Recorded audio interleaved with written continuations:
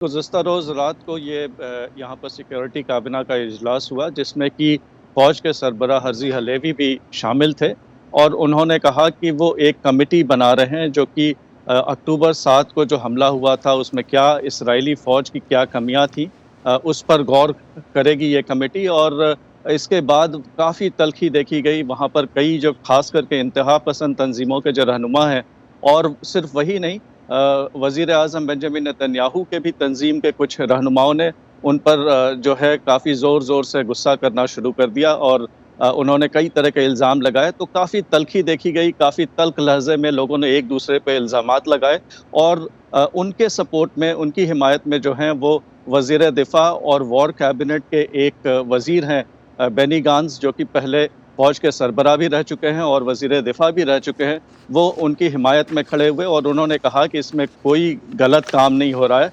ये फ़ौज जो है अपनी कमियों को देखने के लिए उनको उस तहकीकात करना चाहती है, तो ये एक सही फ़ैसला है। और इसके बाद दोनों तरफ से जो है काफ़ी तल्ख़ी देखी गई।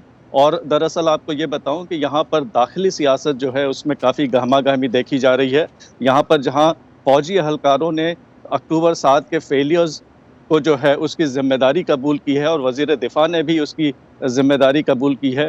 वहीं वज़ीर-ए-आज़म बेंजामिन नेतन्याहू जो हैं, उनसे लगातार सहाफ़ी यहाँ पर इसको लेकर के सवाल पूछते रहे कि क्या वो अपनी ज़िम्मेदारी इसमें जो है कबूल करेंगे, और वो इन सवालों का वो मसलसल नज़रअंदाज करते हुए वो ये जी। कहते रहे हैं कि इन सवालों के लिए बाद में समय आएगा, उसका जवाब दिया जाएगा।